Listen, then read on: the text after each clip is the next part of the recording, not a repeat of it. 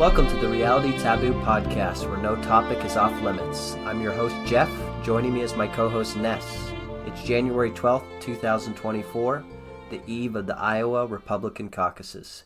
That's the topic of the show this week. Please remember to like, share, and subscribe. Before we get into today's topic, we're going to revisit what we were talking about last week. I have an apology, a correction to make. I had errantly asserted that Claudine Gay was going to take a pay cut. It turns out she's just losing her title, but she's still retaining her professorship, so she's still going to make $900,000 plus a year. So landing on her feet would be an understatement. She really wasn't ever knocked off balance to begin with.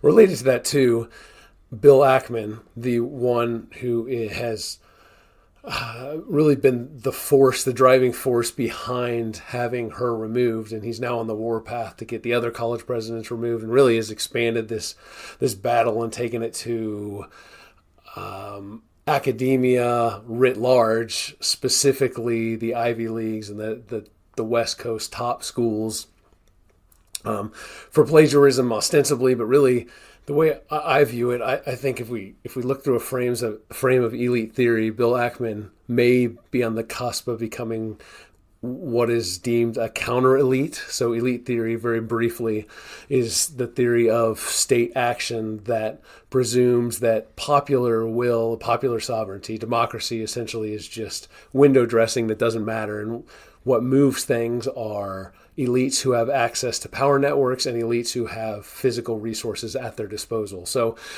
a counter-elite that everyone would recognize intuitively at this point in time would probably be Elon Musk.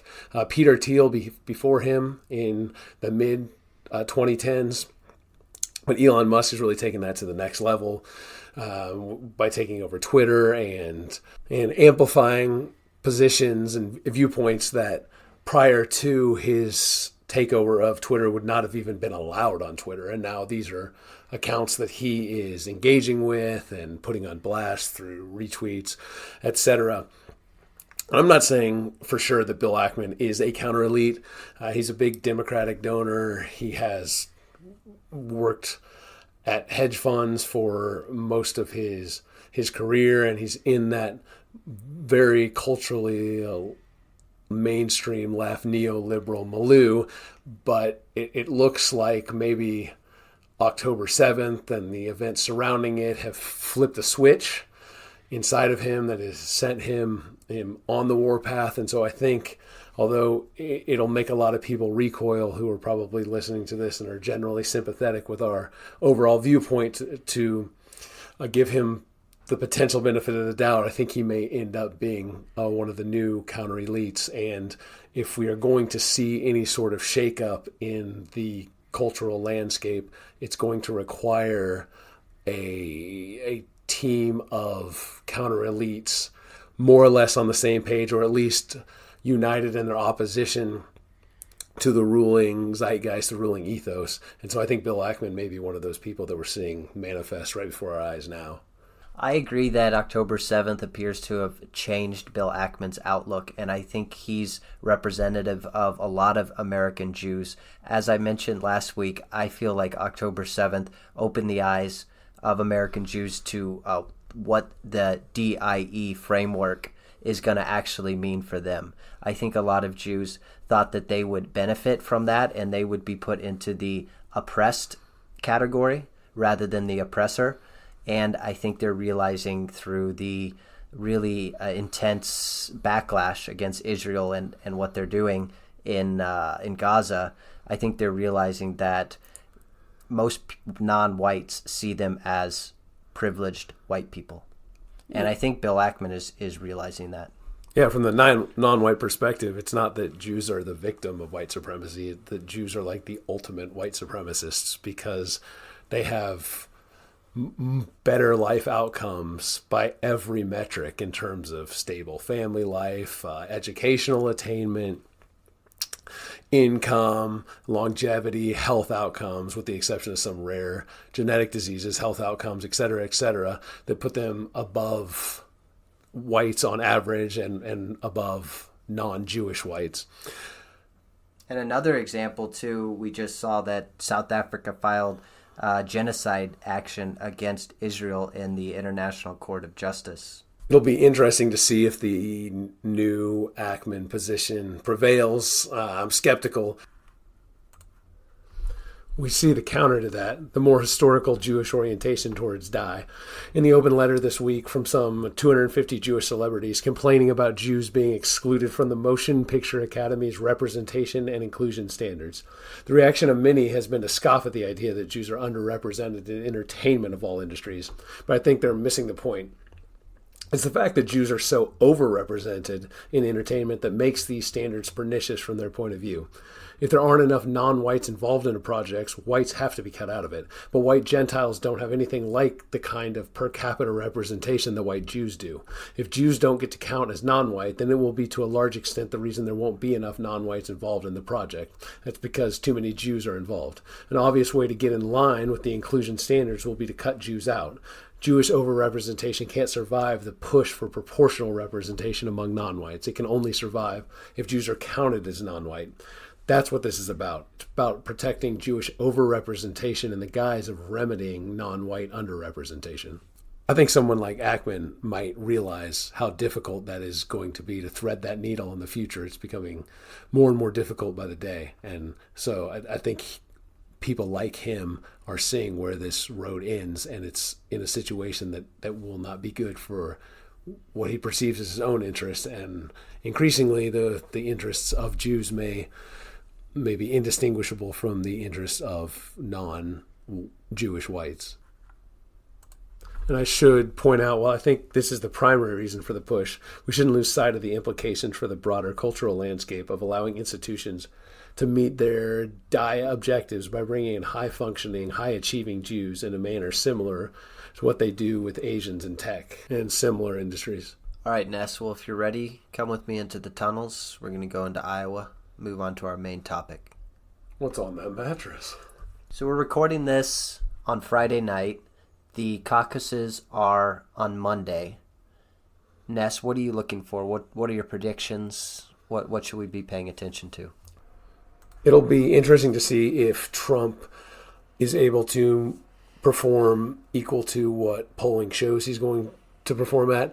In 2016, he underperformed pretty significantly in Iowa. The polls had him up by almost 5 points on the eve of the Iowa caucuses, and he ended up losing by 3 points to Ted Cruz. So there's like an 8-point swing where Trump had a polling premium, where polling made it look like Trump was going to do considerably better than what he had done, which is an interesting thing to point out because generally the assumption is that there's some sort of shy Trump voter phenomenon, even in the Republican Party, that causes Trump to overperform his polling. But when it comes to Iowa, at least in 2016, he drastically underperformed it.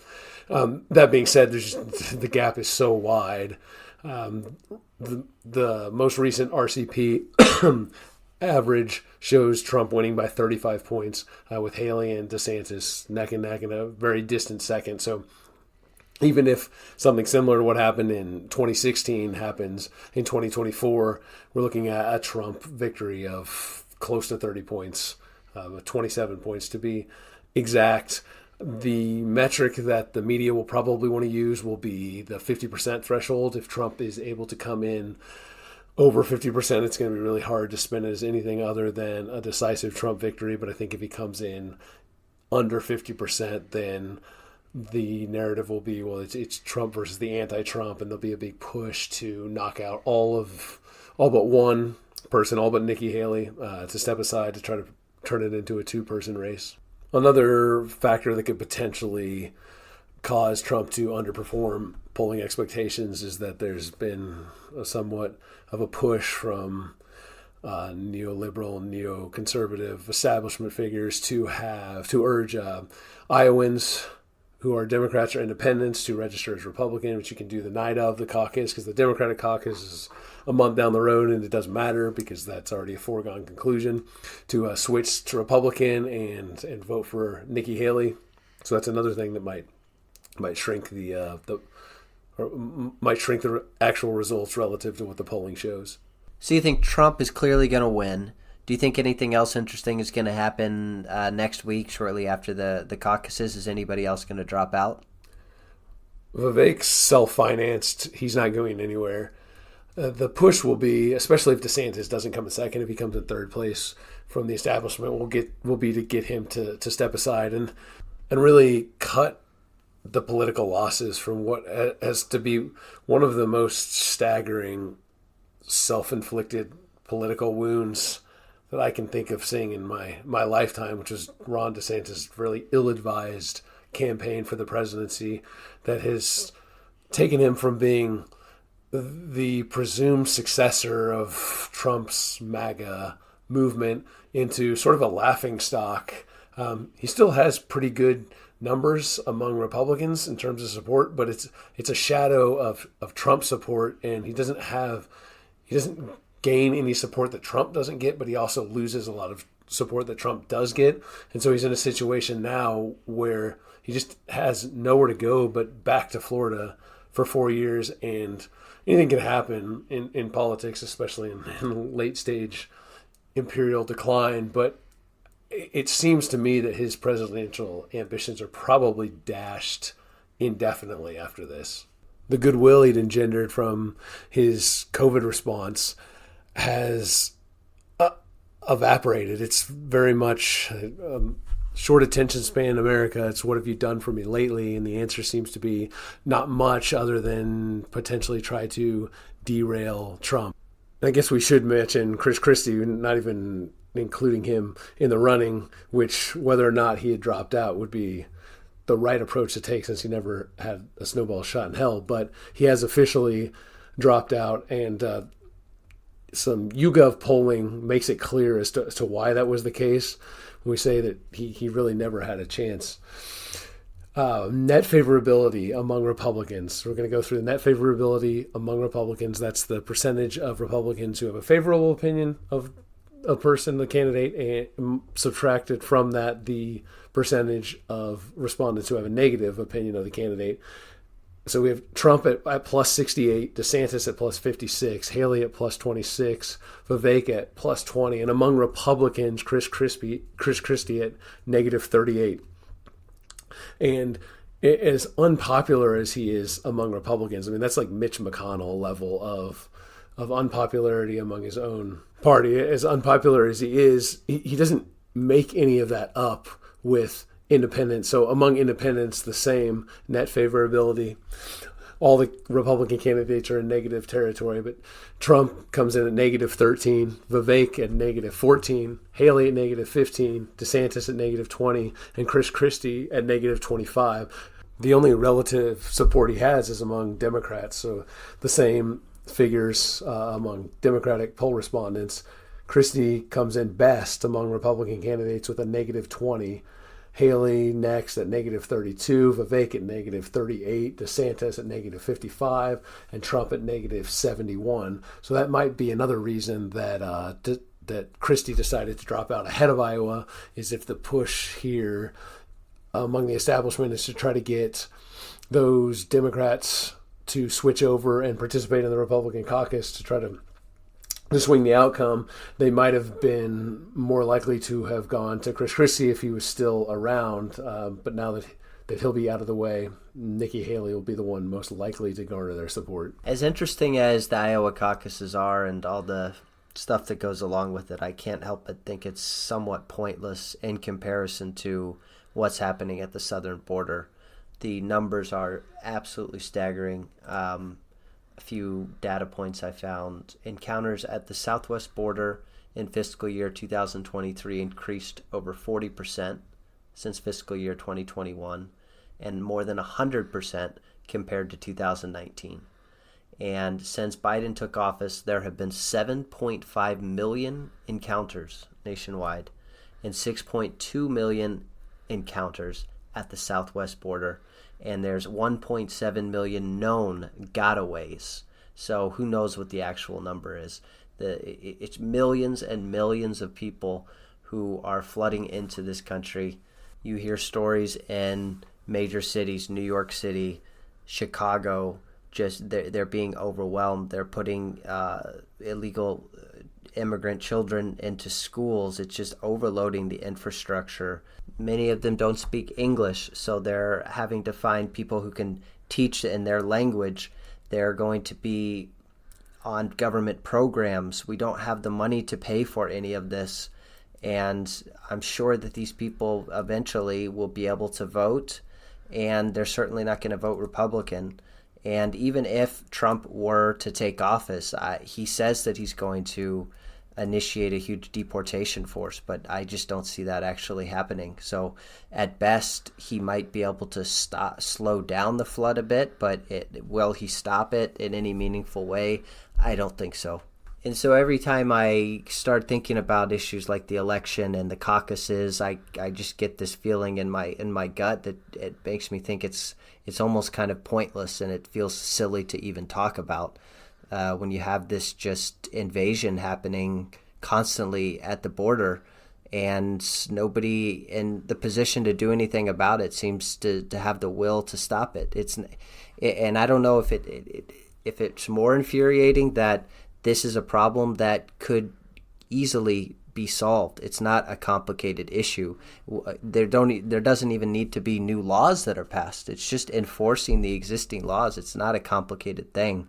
What do you think, Ness?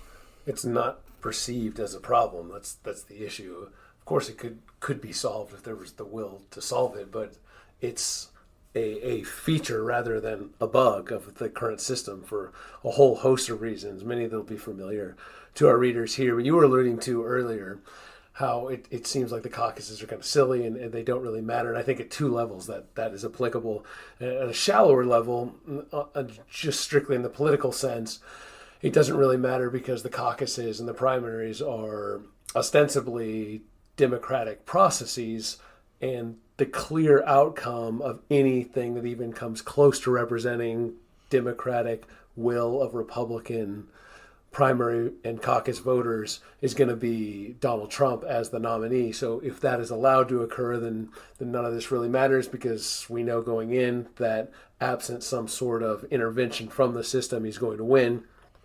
And if he's not allowed to run, well, then it's not legitimate in the first place. So whatever goes on caucus night is not going to be what knocks him out of the running. It's going to be something else, a legal issue, poisoning, assassination, the RCP refusing to allow him to be awarded the delegates at the Republican convention, even though he has the vast majority of the delegate pledge support based on what happens in the caucuses and the primaries. But at a broader civilizational level, it's hard to see that it matters in light of what you were talking about, Jeff. The country that Iowa caucus goers are deliberating over politically is not the country of the future. That country is being forged by the massive demographic transformation that the landmass is experiencing now, and that there is no political will from any direction, any corner to stop. As if there wasn't enough instability created by millions of illegal aliens flooding into the country and disappearing to God knows where, the American citizens don't even have confidence in the legitimacy of our system. And I think you looked at some data on that point. Yeah, 2016 wasn't legitimate. 2020 wasn't legitimate. There's large swaths of the population that believe each of those things. That same YouGov poll that we alluded to earlier has numbers on the percentage of respondents who did not believe that Biden legitimately won in 2020. So after all of the January 6th stuff and the perpetual allusions to misinformation and conspiracy theories, and how the Trump election fraud claims had been shown to be just that, totally fraudulent, et cetera, we're still left with 35% of Americans, so more than 1 in 3, almost 40%, and YouGov tends to oversample Democrats, oversample independents, and undersample Republicans. So we're looking at close to 40% of American citizens believing that Biden didn't win legitimately in 2020. And conversely, we have 40% believing that Trump should be is ineligible to run for president and should not be allowed to run. And so the conclusion from that is if he does win, then he is illegitimate because he should have been ineligible to run in the first place. So we have 40% of the population thinking Biden didn't win in 2020, and we'll probably think the same if Biden wins in 2024 or is declared the winner in 2024. And 40% of the population that thinks Trump should not be allowed to win. And if he does win, then that will also be illegitimate. That simply is an untenable situation in a system that's allegedly Democratic or representative Republican. As we wrap up now, let's make some predictions about what's going to happen on Monday, because predictions are hard, especially about the future, but they're also fun. Jeff, what do you think? How are the percentages going to shake out? Well, Asa Hutchinson is still in this thing, so I really feel like he's going to pull ahead and he's going to win this thing. Everything about him is stupid, even his name. Arkansas is a beautiful state, though. No, I'm going to go pretty close with the RCP average. However, I'm going to bump Trump up a little bit. This is mostly just subjective. I saw Trump on a town hall earlier this week. It's the first time I've watched him much in the past 2-3 years, probably since 2020. And I was surprised. He's still got that magnetism. He's still got that charisma. It doesn't seem, unlike his opponent, it doesn't look like he's lost any mental acuity. So I'm going to say that Trump is going to overperform slightly. So I'm going to put him at 56%. I'm going to put Haley at 15. I'm going to put DeSantis 14. Ramaswamy probably, unfortunately, will underperform a little bit. I'm going to put him at 5.5. And good old Hutchinson, hey, maybe he'll break 0.5. Maybe he'll get half a percentage. Figures don't necessarily have to add up to 100%. I think Asa is going to get 0.0%, and it'll be well-deserved. As I alluded to earlier, I think Trump is probably going to fall just under that 50% mark. I think it'll be close. It'll come in at 48, 49%. And that'll be the story that'll try to be spun. I do think Nikki Haley, with the money push at the end and the notoriety and the attention that she's receiving, I think she's going to do a little bit better than what the polling is showing. Also, it's worth noting that the Midwest is experiencing a real cold snap at the moment. Des Moines forecast for Monday, the night of the caucuses, the high for the day is -2 degrees Fahrenheit, and the low is -13. So it's going to be brutal weather that's going to keep a lot of casual participants away. And the presumption among a lot of people is that Trump's going to win comfortably. So if you're a Trump supporter and you don't want to go out and brave those cold temperatures, then you stay home. You don't go through the caucus process, which we didn't really mention the difference between caucuses and primaries. Most people who follow politics are relatively familiar with them, but for our purposes here, one of the big differences is that caucuses take a lot longer. Participants have to go. They have to listen to representatives of each candidate speak, and then they have to go through the voting process afterwards. So it's a multiple hour affair. It's not just swinging by, waiting in line behind a couple people and talking to a nice elderly lady who gives you your ballot and explains to you what you already know how to fill out, and then you're on your way 5 minutes later. This is something that takes a real commitment of time. And so that will also work in Haley's favor by depressing Trump's turnout a bit. I think that DeSantis is going to perform about where RCP has him. So I think Haley will come in the low to mid-20s. I think DeSantis will hit 15. And this is perhaps wishful thinking on my part, but Vivek has been spending more time than anyone else on the ground in Iowa. So if he can hit 10%, I think that will be a victory for him. And that's what I'm going to optimistically predict. And that'll wrap it up for now. We'll know in a few days what the outcome is, and we will likely revisit this topic in a week. Thanks for listening to the Reality Taboo podcast. Please remember to like, share, subscribe, and stay tuned. As much as we enjoy the current events and covering the political circus, we do have some more evergreen topics, philosophy, religion, things along those lines that we have planned. So stay tuned. Yeah, it'd be very easy to devote all of the next year to the political circus we're going to be subjected to, but we pledge not to do that to you. Thanks for listening, guys. Talk to you later.